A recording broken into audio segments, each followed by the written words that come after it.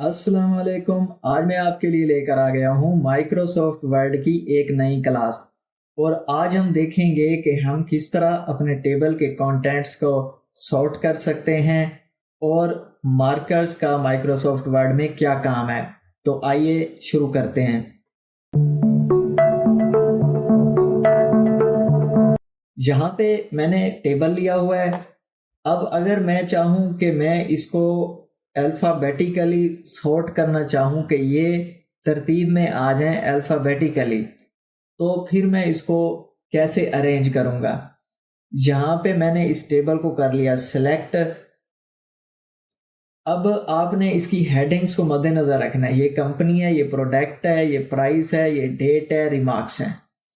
ठीक है, मैंने इस टेबल को सिलेक्ट किया, मैं यहाँ पे गया, ये देखें ये ऊपर सॉर्टिंग का आइकन दिया हुआ है, मैंने यहाँ पे क्लिक किया।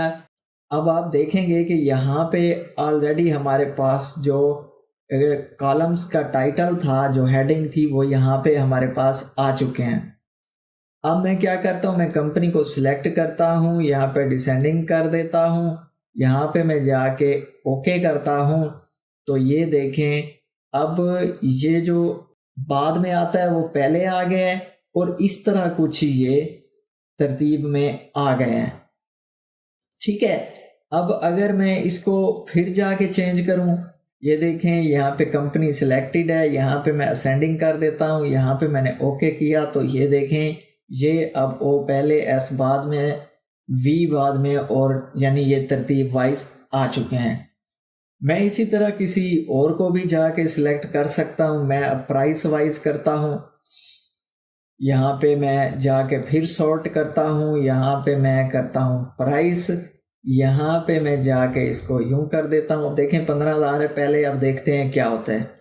ओके कर दिया तो ये जो प्राइस ज़्यादा थी वो ऊपर आ गई है और इस तरह कम वाले नीचे आ चुके हैं।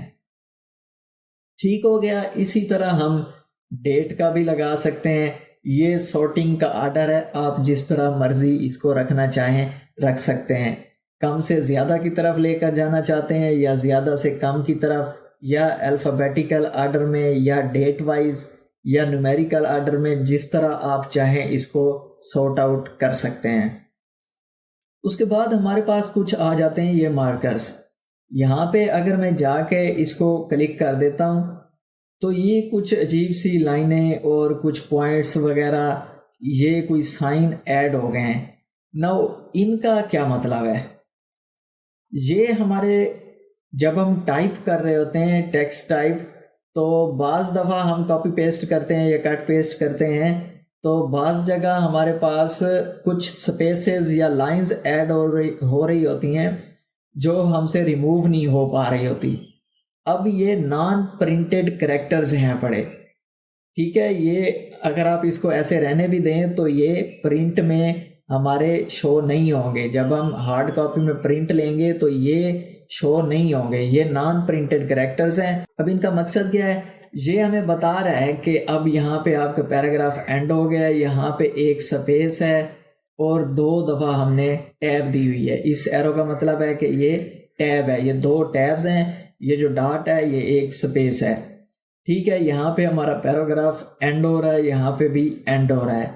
ठीक है, अब यहाँ पे एंटर एंटर, यानी ये जो चीज़ साइन शो हो रही है ये एंटर के तौर पे यूज़ हो रही है कि यहाँ पे हमने एंटर करके एक पैराग्राफ बना लिया, यहाँ पे हमने स्पेस दी, यहाँ पे भी हमने टैब दिया, यहाँ पे भी हमने टैब दिया, फिर हमने यहाँ पे एंटर किया। तो ये सारे एंटर एंटर हमें शो करवा रहा है कि ये लाइंस जो हैं ये ब्लैक हैं।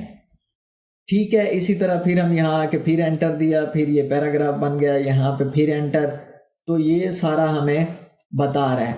अब इसकी ज़रूरत हमें पड़ेगी जहाँ पे एक्स्ट्रा हमारे पास स्पेस आ जाती है और हमें पता नहीं चल रहा होता कि यहाँ पे क्या है।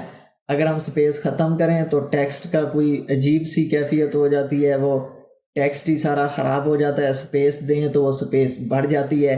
तो वहाँ पे ये नॉन प्रिंटेड कैरेक्टर्स हमारे लिए बहुत ही फ़ायदेमंद हो जाते हैं। तो आई होप कि आपको ये सॉर्टिंग और नॉन प्रिंटेड कैरेक्टर्स के मार्कर्स जो हैं ये अच्छी तरह समझ आ गए होंगे। अगर आपको वीडियो इन्फॉर्मेटिव लगी है تو اس کو لائک کریں، اور اگر چینل کو ابھی تک سبسکرائب نہیں کیا تو اس کو سبسکرائب کریں۔ Thank you.